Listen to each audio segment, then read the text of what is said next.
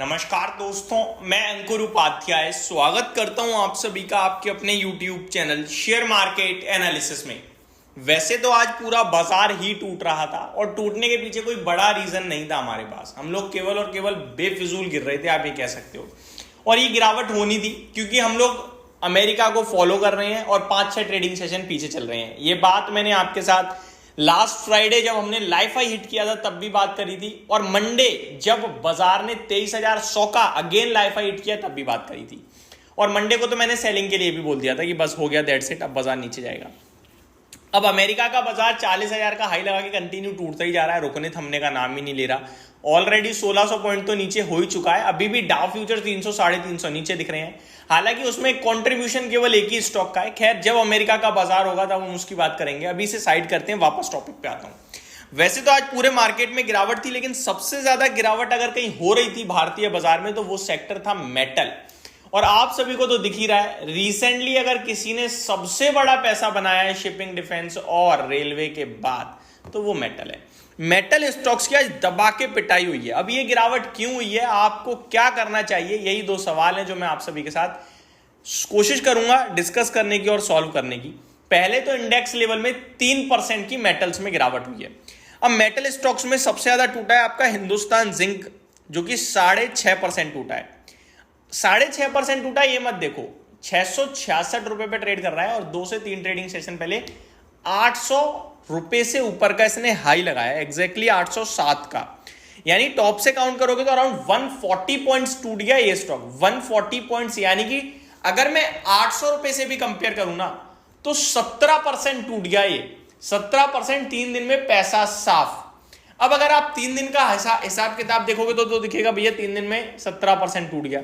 लेकिन 1 महीने की भी बात कर लोगे तो डबलर है ये स्टॉक, डबलर, आपका पैसा डबल कर दिया है।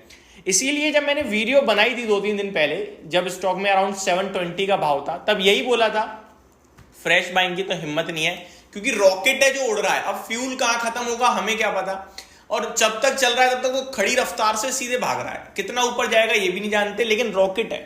फ्यूल खत्म हो गया तो गिरेगा भी बहुत धड़ाम से। अब देखो 17% टूट गया। अब बेशक कल वापस चल जाए, लेकिन किसी व्यक्ति ने अगर खरीद लिया 800, 750, 700, वो तो तुरंत झटके में लॉस में है।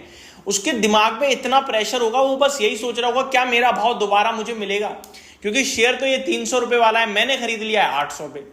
वो इसी कंफ्यूजन में बेचारा पागल हुआ पड़ा होगा, बस मेरे को मेरा भाव मिल जाए। और इनकेस उसके भाव के पास पहुंचेगा वो तुरंत एग्जिट मारेगा, उसे नहीं चाहिए पैसा। इसीलिए कहता हूं कि जब कोई शेयर बहुत तेज रफ्तार से भागता है ना, तो आप दोनों कॉन्सिक्वेंसेस ले लीजिए कि भैया लॉस हो गया तो कितना होगा और मेरे को कहां पे निकलना है, कहां नहीं निकलना है, मैं क्या करूंगा। ऐसा तो है नहीं ये शेयर धीरे धीरे लाइफ हाई लगा रहा है, ये तो एक साथ डबलर हो गया 3 महीने में, तो वहां पे रिस्क अपने आप में बढ़ जाती है। यही एक सबसे बड़ा कारण है जहां पे जब स्टॉक कोई बहुत ज्यादा चल जाता है तो मैं ज्यादातर कहने लगता हूं कि अब तो बहुत बड़ी रिस्क वालों के लिए ही रह गया है। जो भी ले ट्रेड के पर्पज से लें, स्टॉप लॉस लगा के लें, क्योंकि अगर घूमा तो फिर आप बर्दाश्त नहीं कर पाओगे। ये होता है वो हाल।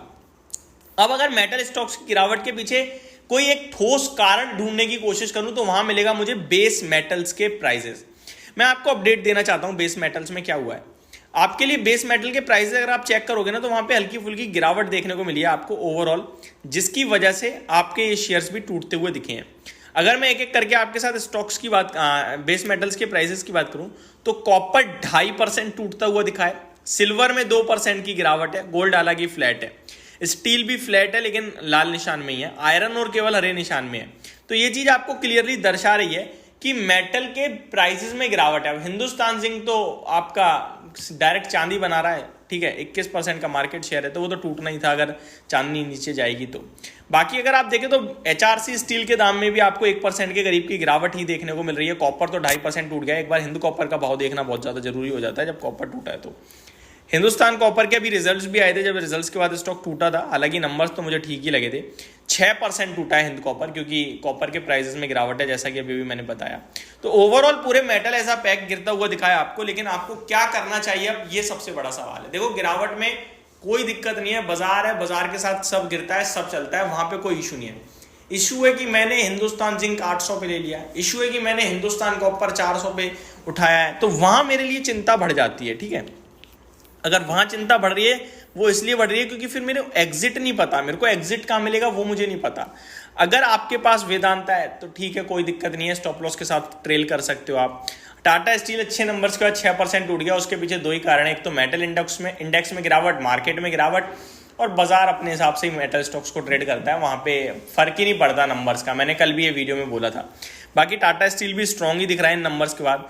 आपका नेशनल एल्यूमिनियम भी स्ट्रांग ही दिख रहा है, क्योंकि एल्यूमिनियम की डिमांड तो हमेशा बढ़ ही रही है, मैं आपके साथ कंटिन्यू डिस्कस करता रहता हूँ। JSPL में भी अच्छी तेजी दिखती है, लेकिन अभी ऑलरेडी 1000 के पार खड़ा है, तो कोई गिरावट आती है तो वहां देखें। बाकी मेटल स्टॉक्स में जब भी आप खरीदो तो मैं केवल आपके नॉलेज पर्पस जानकारी के लिए बोलना चाहूंगा कि हमेशा कमोडिटी के प्राइसेस ट्रैक करो भाई। आपने मान के चलो टाटा स्टील ले लिया तो स्टील के कमोडिटी के लेटेस्ट प्राइस देखो, HRC स्टील के प्राइस देखो, क्योंकि अगर आप ये मेटल स्टॉक्स प्ले कर रहे हो तो आपको बहुत कुछ ट्रैक करना पड़ेगा। आप ट्रेड कर रहे हो तो फिर आपको जो स्टॉप लॉस है उसे प्रॉपरली फॉलो करना पड़ेगा, वरना फंस जाओगे बहुत बुरी तरह। इनमें साइकिल आती है दोस्तों, बड़ी तेजी वाली, बड़ी मंदी वाली, इस बीच में बहुत ट्रैप होते हैं, बहुत बड़ा बड़ा पैसा भी बनाते हैं, क्योंकि जहां भी कमोडिटी लिंक्ड आ जाता है ना, वहां पे बड़ा मूव आना तय है। तो आप जब भी कमोडिटी लिंक्ड स्टॉक को खरीद रहे हो तो प्लीज कमोडिटी के प्राइसेस जरूर टाइम टू टाइम चेक करते रहा करिए। तो ये मेरी तरफ से आपके लिए एक अपडेट थी, होप आपको सारी चीजें समझ में आई होंगी। Thank you so much for watching this video, have a great day guys.